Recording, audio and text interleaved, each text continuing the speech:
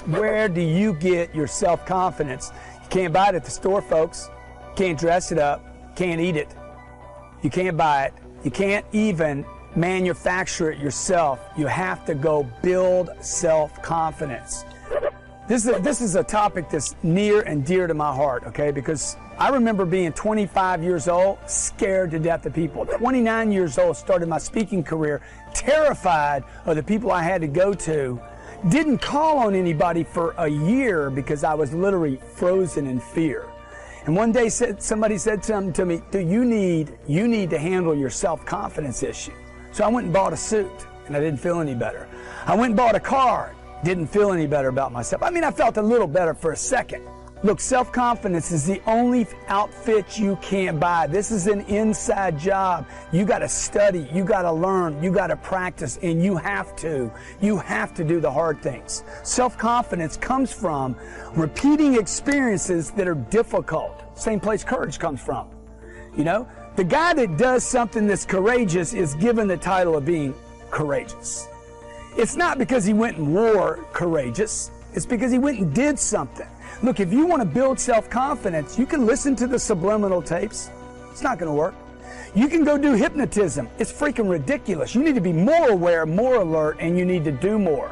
Some of the ideas that people are throwing at you guys right now to build your self-confidence, you're going to eat different and feel better. You're going to do this and feel... Look, you need to get in front of people. Do the things you're scared to do to get the self-confidence you want to have. Period. It's not on sale. It's not at Bloomingdale's, Macy's. It's not at Toyota. It's not on the radio. Dude, it's an inside job. I can't help you with it. You got to take what I'm giving you in these blurbs, blabs, streams, scopes, cats, whatever you're calling it, the posts, the streams, the Instagrams. Hey man, I need to take that and start applying it in my life. Otherwise, you're going to find yourself feeling worse and worse and worse about yourself. You want to go walk on fire? Go do it. Is that going to build your self-confidence? I doubt it.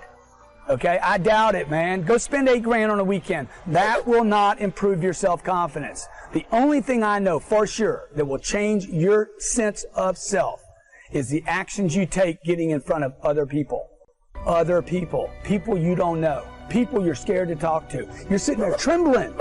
Do your pitch until you don't tremble anymore. Self-confidence, an inside job. It's not a suit you put on. It's not a car you drive. This is not something you buy. This is something you develop. When you just begin to do the things you tell yourself you're going to do, you begin to build self-confidence, which is this reputation with yourself. So ask yourself a question right now. What is one thing right now, one promise I can make to myself that I'm going to begin to keep starting this minute and begin to do it? It could be how often I'm going to pick up a book and read it.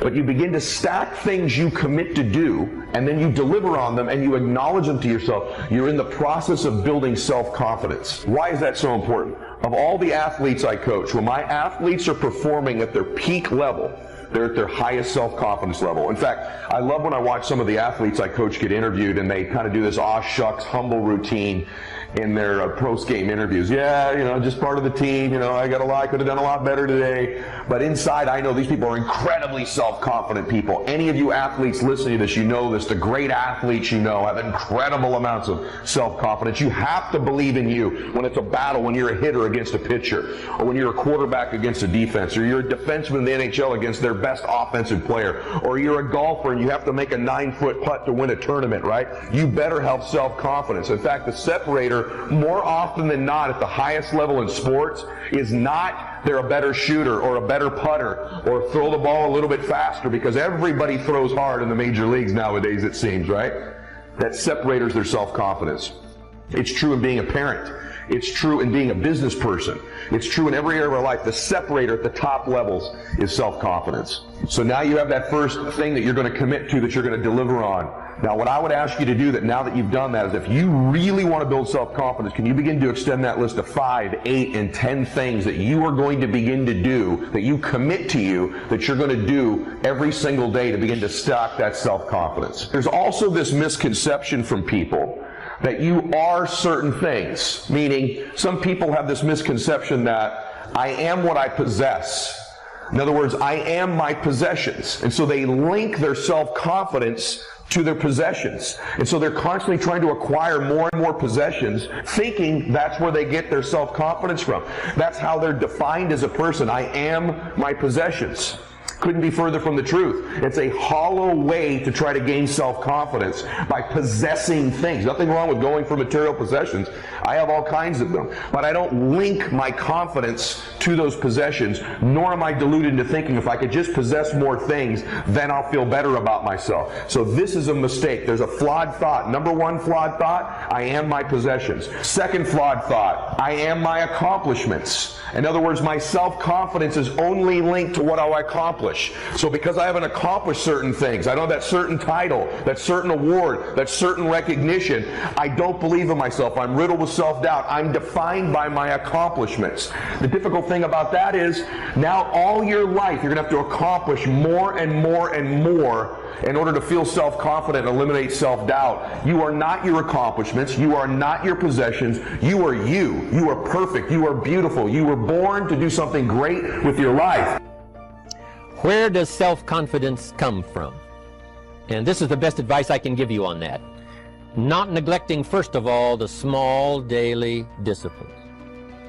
Self-confidence really comes from feeling good about yourself. And one of the best ways to feel good about yourself is at the end of the day to know that you poured it on. You did your best. If you conducted a meeting, you did the best you could. If you made a phone call, it was the best phone call you could possibly make. If you wrote a letter, it wasn't a casual letter, it was your best letter. At the end of those kind of days, when you feel good about yourself, self-confidence starts to rise. You know that if you can have this kind of a good day, you can have another one the next day, and those days become the weeks become the months, and the month becomes a powerful year. Self-confidence comes from the lack of neglect. If you will not neglect to do the small daily disciplines, that's where self-confidence comes from. Part of good health is self-confidence. I know I'm going to be healthy. I take the Herbalife products. I eat the apple a day. I walk around the block. I do the jogging on the beach. At the end of the day, when you've really poured it on and you've done all the stuff, self-confidence grows. That self-confidence affects your health, it affects your future, it affects your psyche. So this is true. One of the great powers is self-confidence. Self-confidence means willingness to do whatever it takes to achieve. Some people say, well, I'll do it for a little while and see what happens. You know, I'll try a couple of things. If that doesn't work, I'm out of here. And all of us know that that kind of person doesn't have much of a future. But if you're willing to do whatever it takes. If I have to learn a couple of things, I will learn those things. If I got to learn 5 or 6 things, I'll learn all 6. If I have to take an extra class, I'll take an extra class. If I've got to read the books, I'll read the books. If I have to consult with people who know more than I know, I will do the necessary consulting. Whatever it takes, I will do. That starts to develop unbelievable self-confidence. Self-confidence also comes from the ability to rise above your circumstances. To rise above what happens, the petty little things, the discouraging things that would sink everyone else's ship except yours, that would cause someone else to quit early in the day, but you keep going. That kind of willingness to overcome all circumstances, whether it's the little challenges or the big challenges. If you're willing to do that, I promise you, this kind of power will work for you, and in you, the variable, it'll make a difference. I want you to remember this as well. There's a power to the way we use the 2 B's, our brain and our body. See, self-confidence can also be a state, a physical state. It's very difficult when you're moving your body, sitting up straight, breathing deeply, right? You're in that physical, strong state of being, right? Right after a workout, during a workout is when we feel our most confident because our body's at a peak state. One way to generate self-confidence is to move your body into a strong state of being. Move your body. Literally, movement creates confidence. If you think about some of the peak times of your life, whether that be the fun time you may be having having with your partner physically, intimately, or laughter, or peak performance running, right? Or your great accomplishments. Yes, there's a commonality of the way our body is moving at that time. If you think about the times when you're the least confident, it's usually when you wake up in the morning, isn't it? It's the most down, the most fearful, the most anxiety, or before you go to bed at night. These are two times most people experience the most amount of self-doubt, is right before bed and right when they wake up. Isn't that interesting? One of the reasons is because of how we're moving. We're laying down, we're hunched over, our breathing is shallow, there's no physical movement whatsoever. This creates a state of self-doubt right before we sleep, right when we wake up. Or if you're just kind of depressed or sick, self-doubt starts to kick in, doesn't it, right? If you ever had an injury and you couldn't move like you'd like to, that stagnation of the body begins to create self-doubt and strips us of our self-confidence. So moving our body is a gateway to self-confidence. And then our brain as well. We have to take control of our thoughts. We have to scratch the negative ones when they come in and replace them with great ones.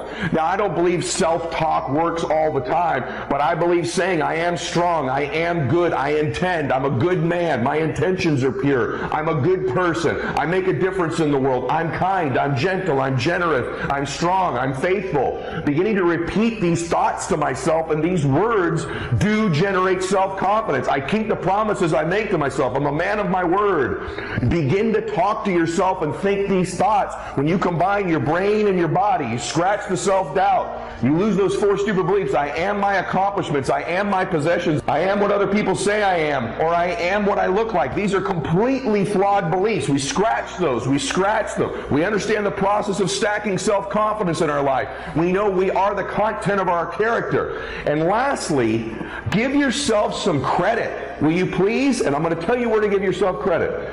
And that is in the area of your intentions. A lot of my confidence comes from the fact that I keep the promises I make to myself. I know my self-doubt are thoughts that were given to me when I couldn't even defend myself as a young little boy. I know that I'm not my accomplishments. I know I'm not my possessions. I know I'm not what I look like. And I know I'm not what other people say I am. I understand the process of building self-confidence. I scratch the negative thoughts in my life. But I can tell you this, the last place I get my confidence from is my faith and my intentions. See, I know I intend to do good. Not enough of you are giving yourself credit for your inherent goodness. And I mean this. You're special in that regard. You're perfect in that regard. Just ask yourself, what are your intentions? As an individual, as a man or a woman, do you intend to do good in the world? Do you intend to want to help people? Do you intend to be a light in people's lives? Do you intend to make a difference? Do you want to live a good life where you've helped change the world and change other people's lives? Have you ever just asked yourself that? Do you? Because if the answer to that is, I don't spend enough time thinking about how good my intentions are. I don't want to hurt people. I don't want to do bad things. I don't want to take advantage of others. I really intend to do good. You know what? You need to give yourself more credit for the power of your intentions. There's a power in life of giving ourselves credit just for the intentions we have. Just ask yourself that. There's 2 types of people in life. There's the people who intend to do harm, to take advantage of people, to cheat, to cut corners, to cause hurt to others for what they think will be their own gain. Then there's people who want to be a light. They want to make a difference. They want to help. They want to contribute. They want to be somebody. They want to honor their God. They want to make a difference in the world. And their intentions are good. Too often in life, people with great intentions don't give themselves credit for how beautiful and wonderful those intentions are. And so today, just take this inventory of all the things that are wonderful about your intentions. And then just take an inventory of your faith. As a person of faith, I know that I'm favored. I know that God wants me to do good in the world. I know that I was made in His image and likeness. There's a power to that. There's a comfort to that. There's a confidence that comes from that.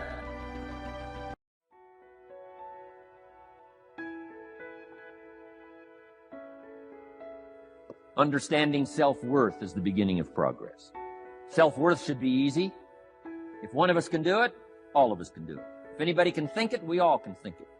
I can read, you can read. I can understand, you can understand. From where I came from, the few simple things I did and tried revolutionized my life in 5 years. There isn't anybody here that can't do it. Change from pennies to fortune. Change from nothing to something. Change from broke to rich. Anybody in this room can do it. If any of us can do it, we all can do it. That's the kind of value you should place on yourself. If Jim Rohn can understand it, I can understand it. If he can read, I can read. If he can find it, I can find it. If he can change, I can change. If he can get it done, I can get it done. That's the attitude about yourself. So valuable. Okay?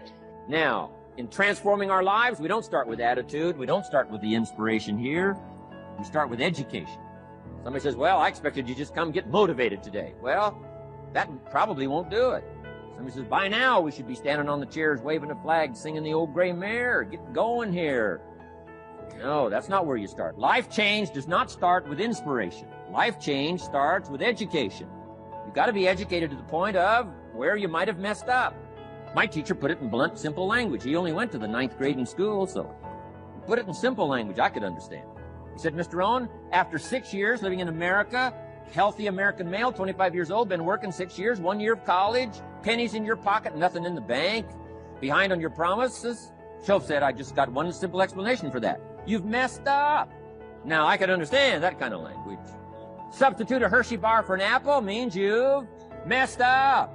Should walk around the block, could walk around the block, won't walk around the block. You have messed up. And all you got to go is write down through the list. Don't need some teacher to come by and tell you. Be your own best teacher saying, hey, let me make a list of some places I've messed up. Because if I let this down, that probably affects the rest. And the answer is that's true. So we don't start with inspiration, we start with education. Somebody says, well, just motivate this guy. He'll be all right. Just motivate him, get him turned on. Probably not. If the guy's an idiot, you motivate him. Now you got a motivated idiot. No, he won't be all right. So we start with education. What's the first education?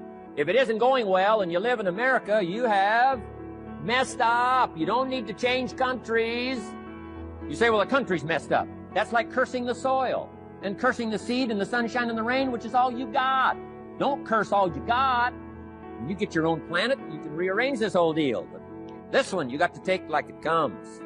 So number 2 is attitude. Here was number 3, activity.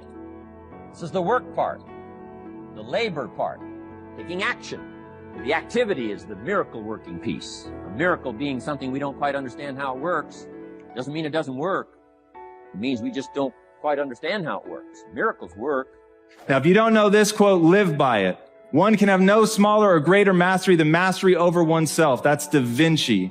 Da Vinci did amazing things with his life. I wanted to do equally amazing things with mine. And if that's the game that we're playing, if I can construct my belief system, if I can choose at any moment to believe something that's more empowering than I was believing the moment before, and that will actually find its way into my actions, allow me to do things that I couldn't do the moment before, then it's like that moment in The Matrix where Neo realizes he knows Kung Fu.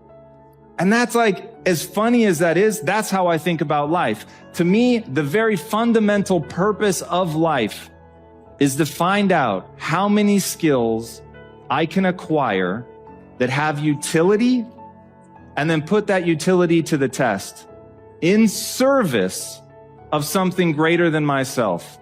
How many skills can I acquire that have utility, put that utility to the test in service of something greater than myself? That is for me the purpose of life. Now, I don't actually want to know Kung Fu. That is not the mission that I'm here to live, but I knew that I had to identify my mission. So what was going to be my mission? Mother Teresa has an amazing quote. Nobody will act for the many, but people will act for the one. And that really struck me because I realized they were right. I was looking at this global pandemic of ill health, and I wasn't moving into action, but thinking about my mom and my sister, or the uncle I had who ate himself to death when I was 12 years old. That made me want to act. Can you describe what you mean by going into the darkness? I can. All right. So going into the darkness, I think everybody is motivated by 2 different things. One, you have the beautiful things in your life, the things that are going well, the things that you're grateful for, the things you're moving towards instead of away. You have a compelling vision of your future. It's something that you're very excited about. All of those things are the beautiful things. Now, the flip side of that equation are the things that, it's people that doubt you, it's haters, it's things you're moving away from, it's fear-based things, it's something that you absolutely refuse to let happen. So one that is incredibly potent to me are the people that want to see me fail. So it's very different than people who just think you're going to fail. I actually don't have a lot of aggression towards people like that, but people that want me to fail, those people I have a lot of aggression for. And I find in very acute moments, the darkness serves you better. In very acute moments. Now, the light, the things you're moving towards, the things that are beautiful, the things that you're grateful for, all of that is the only winning strategy long term, because the darkness becomes corrosive. You start to become bitter. You start to be angry. You stop being optimistic. You stop seeing things in a way that's empowering and positive. And I mean, just thinking about the deep limbic system, when it gets inflamed, you perceive things as negative. I think negativity stops people from making progress. There's a whole host of neurological reasons and sort of mindset reasons why I think that being negative over the long run becomes very, very detrimental and holds you back. But from an acute standpoint, they've done studies on this. If you want someone to be able to endure more pain, the surest way to get people to endure more pain is to let them get angry, let them be aggressive. And in doing that, people are able to withstand in the clinical trials. I'll say there's probably more than this, but in clinical trials, they're able to withstand 30% more pain. So just straight being able to take more pain, anger and aggression lets you do 30% more. So that's why I think in acute ways, in short-term bursts, that the darkness will serve you. The question always is, why do something? Because doing nothing is easy. You just sit there and you don't do anything. That's real easy. The question is, why would you ever do anything? And the answer to that has to be because you've determined by some means that it's worthwhile. And then the next question might be, well, where should you look for worthwhile things? And one would be, well, you could consult your own temperament. And the other would be, well, you kind of look at what it is that people accrue that's valuable across the lifespan. So you do a structural analysis of the subcomponents of human existence, and I already did that. You need a family, you need friends. Like, you don't need to have all these things, but you better have most of them. Family, friends, career, educational goals, plans for, time outside of work, attention to your mental and physical health, etc. That's what life is about. And if you don't have any of those things, well, then all you've got left is misery and suffering. So that's a bad deal for you. So once you set up that goal structure, let's say, and that's really in many ways that's what you should be doing at university.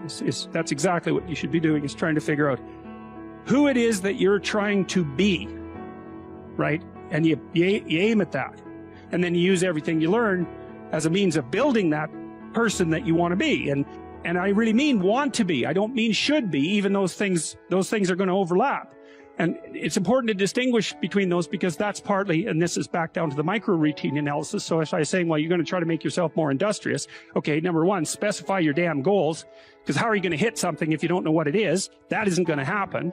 And often people won't specify their goals too, because they don't like to specify conditions for failure. So if you keep yourself all vague and foggy, which is real easy, because that's just a matter of not doing as well, then you don't know when you fail.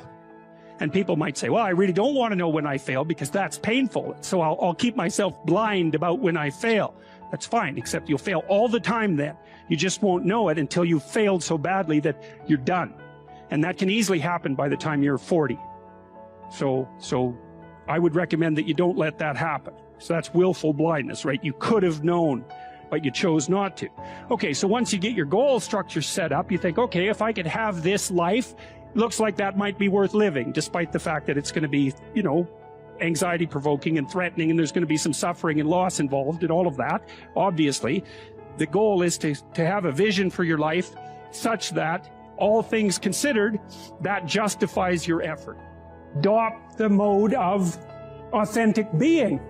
And that is something like refusing to participate in the lie, in deception and the lie, to orient your speech as much as you can towards the truth, and to take responsibility for your own life and perhaps also for the lives of other people. And there's something about that that's meaningful and responsible and noble, but also serves to mitigate the very suffering that produces, say, the nihilism or the flee into the arms of or the escape into the arms of totalitarians to begin with. You need something to shelter you against your own vulnerability.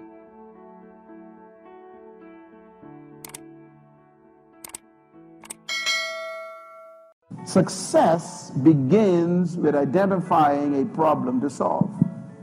So Jesus Christ knew, if I'm going to be successful, I must succeed in something. So he went looking for a problem. He found one. He found 3 young men at that time sitting on the beach with an empty boat. That was a problem. They were professionals. They didn't know what to do with their problem. What did he do? He offered to solve their problems. What did he use? His gift. What was his gift? The gift of dominion. And he told them to go back out.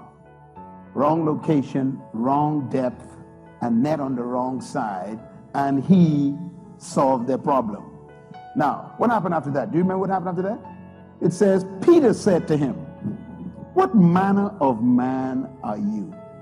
In other words, you just separated yourself from normal men. That's what that means. We thought you was a normal person.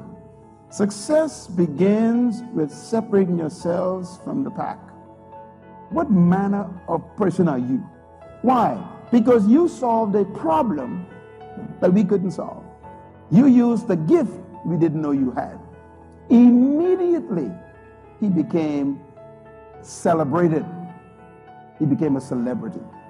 No wonder why they were willing to drop their nets, shut down their fishing company, and join him.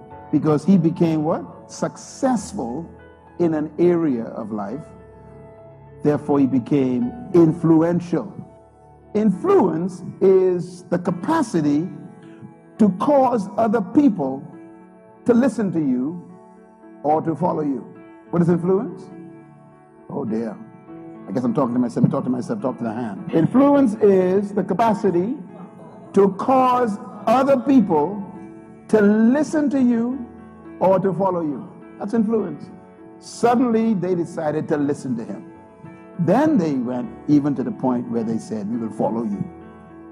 Influence is when other people change their priorities for yours. Positive thinking won't let you do anything, but it will let you do everything.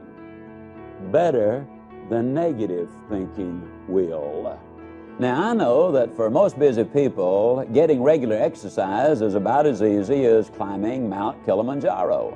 But it can be done. You've just got to have a plan. You've got to set some goals, because it's just as difficult to reach a destination you don't have as it is to come back from a place you've never been. Unless you have definite, precise, clearly defined goals, you will not realize the maximum potential that lies within you. And this applies to every aspect of your life, not just to exercise. Now, here's some steps you can take towards that end. First, identify your goals, and next, set a deadline for reaching them. Make a list of obstacles you have to overcome to reach your goals. Identify the people who can help you overcome those obstacles, and make a list of skills you have and those you need to achieve your goals, and then develop a plan.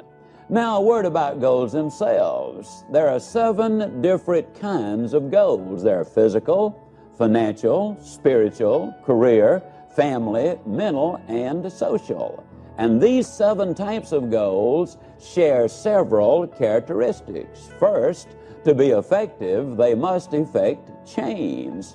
We must have some big goals, because thinking big creates the excitement necessary for accomplishment. Second, you must have some long-range goals so that short-range frustrations don't stop you in your tracks. Occasionally, circumstances do arise that are beyond your control, and oftentimes obstacles such as market changes, sickness, accidents, or family problems can be pretty intimidating. But by keeping your eye on the prize, you will find that the excitement of winning that prize will carry you through the tough times. Third, if you don't have daily objectives, you qualify as a dreamer and not as a doer. Dreamers are fine. provided they build foundations under their dreams by working daily towards them. Often, the difference between the great and the near great is the awareness that making it big means working every day towards our long-range objectives. And 4, your goals must be specific, not vague or general. If you want a new home, for example, know every detail of that house. How many square feet, number of rooms and bathrooms, the shape of the living room, the type and kind of lot, its location. If it's a car you're dreaming about, picture the make, the model, the color, and every option you want it to have. You see, if you want to reach your goal, you must see it, be able to smell, to touch, and to taste it. Know how it looks and what it feels like in your own mind. Before you can reach that goal, you see, it is true that whether you think you can or think you can't, you are generally right. Many people lose things that matter to them, things that mean something to them. Recently, I spoke very highly about my father while he was in this world. But now my father is gone. And what hurt me the most is that I didn't have the chance to say goodbye. I didn't have the chance to travel to bury my father because of the crisis that we are facing in our society, in this world right now. But yet I'm here, yet I'm still alive, and yet I still got work to do in this world. Does it hurt? Am I grieving? Do I feel a little bit of despair? Absolutely. Absolutely, I feel that pain. Absolutely, I understand what it means to hurt. Absolutely, I feel like there's nothing else left in me. Because when I lost my father, a piece of me went with him. Now, that's not something to just be telling you. I'm telling you the reality of how I feel as a man, as a son, as a father, as a human being. No matter how strong, no matter how tough you think you are, you're gonna hurt. You're gonna feel that sense of emptiness. You're gonna feel that sense of loss. But the best thing about losing is to grow, is to feel it, is to understand it, is to fight through it. It's nothing on earth can stop your purpose if you just hold on to it. So I live not just for me, not just for my family, not just for the people that look to me, but I do it to honor my parents. It feels not the best of me right now because I don't have that mother to talk to. I don't have that father to talk to or to give advice. It's just me now. The people that mattered in my life, the people that gave me life are no longer in this world, but they exist in my heart. They give me a reason that they left a legacy for me to carry on. This doesn't mean that it's the end of me.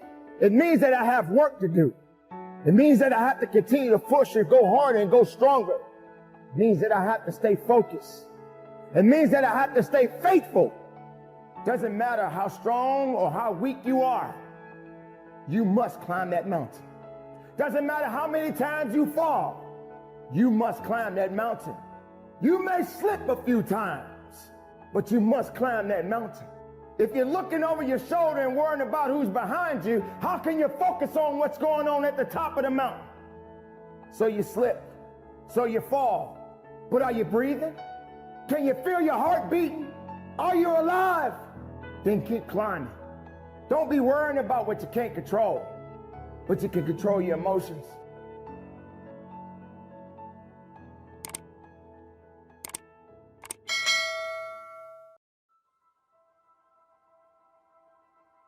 Anyone that wishes to have power over others, anyone that can do things to people and have no empathy for the consequences, is themselves in a tiny box of perception.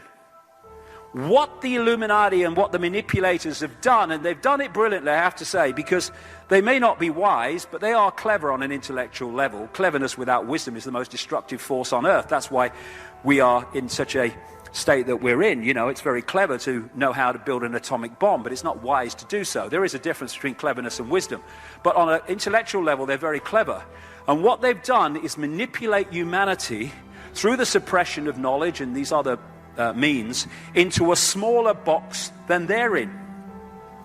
But we have the potential to get out of the box. Well, they have the potential too, but far less potential because they're so caught in this mentality that they're in of control. And what is control? Control is massive, massive insecurity. That's what these people are, the Illuminati and these reptilian entities and all the rest. They are consumed by insecurity and fear themselves. That's why they know how to manipulate fear and insecurity so well, because they're connected to it so powerfully. People who are insecure want to control everything because they're not secure enough within themselves just to go with the flow of life and see where it goes. Secure people don't need control over other people. Insecure people do. And I use this analogy a lot because it really kind of encapsulates it for me. Our natural state is not what we have been experiencing in known human history anyway. Our natural state is where we're going, and more people are opening up to. And I use this analogy like the natural state of a ball is floating on the top of the water, floating on the top of the tank or whatever. To keep it in an unnatural state, you have to push it down to the bottom of the water. I mean, you can't let it go. You have to constantly hold it there. And that's why, as I've been describing today, and I could describe a lot more, we have been subjected to multi-levels of suppression and manipulation from the things we eat, the electromagnetic fields we come into contact with, the way that we're manipulated through words, etc., and religion and belief systems. All those things are necessary to hold us in an unnatural state of being unconscious. And why are all those things necessary? Because we are amazing, infinite, eternal genius.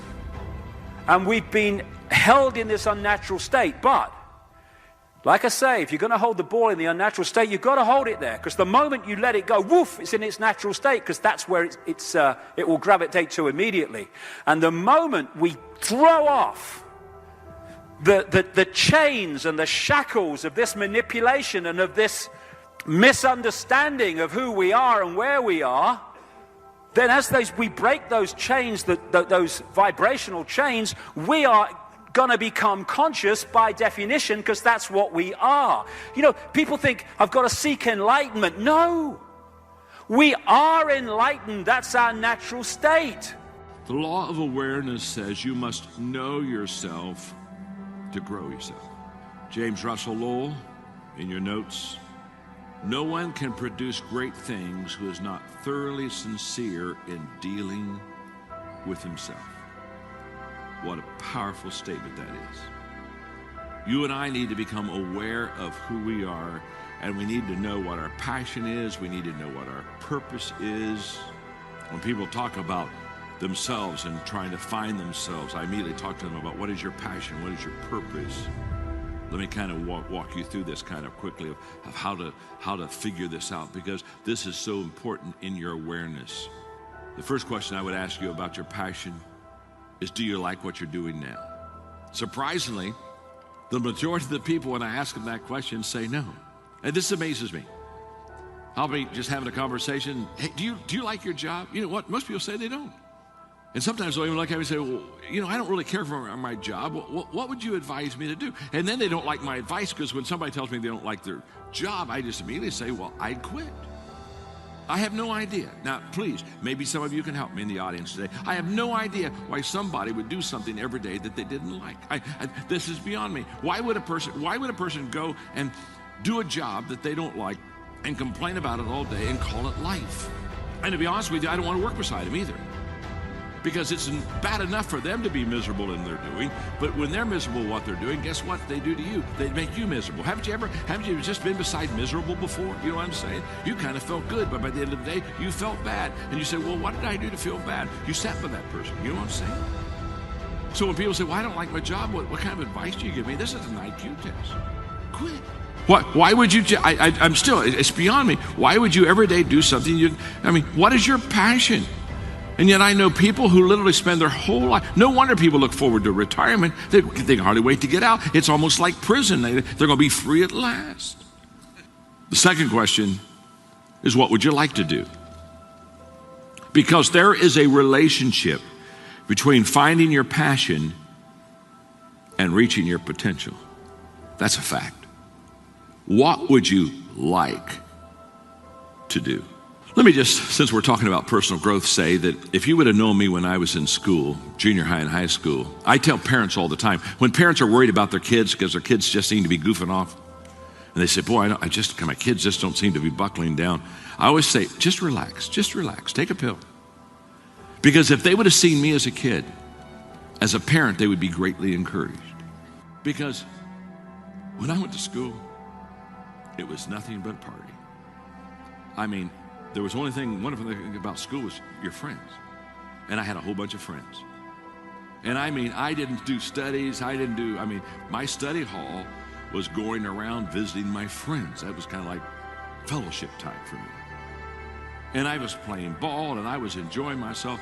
And I mean, I didn't get good grades. And I just basically, I was smart enough to wing it and get through high school. I mean, if you just hang in and breathe, you get there. You know what I'm talking about. I mean, so it's not like a huge accomplishment. It's, can you just stick around long enough? They'll pass you. They kind of pass you up. You know what I mean? And my dad and I, we had these long talks. My dad and I have these long talks. He said, John, you just don't seem to be disciplined. You don't seem to be focused. You just want to play ball and be with your friends. And you're right. And I wasn't.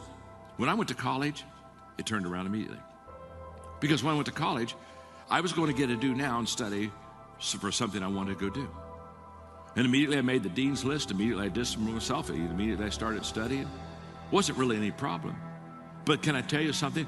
The reason I didn't do it in high school is because I wasn't getting what I wanted to get to go where I really wanted to go. In the moment, me being pragmatic, that I found that I got the subjects down and I could study, they were going to prepare me for the ministry. I got all excited, passionate, the whole process. So you got to ask yourself, what would you like to do? Because when you find what you'd like to do, that ignites your passion. And when your passion is ignited, that begins to increase your potential. That's when you start moving up the potential ladder. The consciousness is not an object. You could never say, there it is. That's actually, Jesus said literally when they asked, when does the kingdom of heaven come, or where is it? Kingdom of the sky. You can never say, there it is, or it's over there. That's what he literally said. So you can't say the consciousness, this is the analogy, the sky is the consciousness. Not the only place where it's also used sometimes in Chinese, ancient Chinese spirituality, philosophy, Taoism, and so on. The heaven, the sky, the vastness of it, but it is intangible. It does not exist in the same way that consciousness does not exist, because exist, that word means ex is from the Latin out.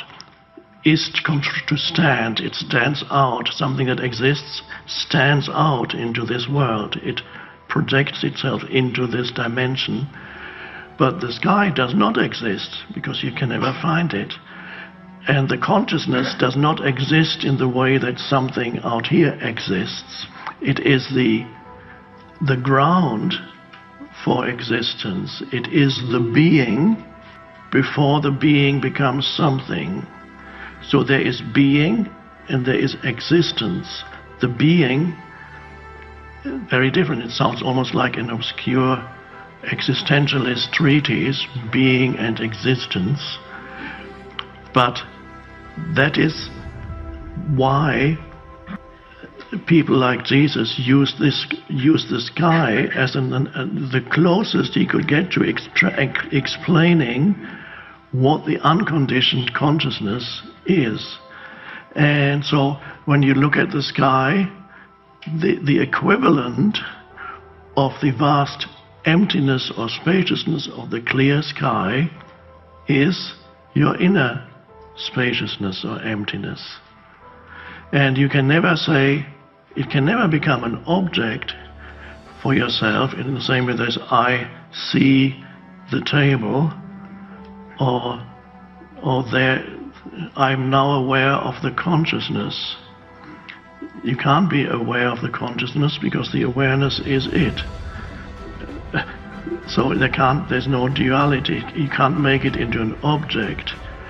And that means when you are rooted in that dimension within yourself, that is very different from the form identity, the egoic identity. In the egoic identity, you have made yourself into an object of consciousness, starting with, as we mentioned the other day, the pool of water in which Narcissus saw himself, the ancient myth. And so that was the beginning of human consciousness forming an image of itself and mistaking the mental image for who you are.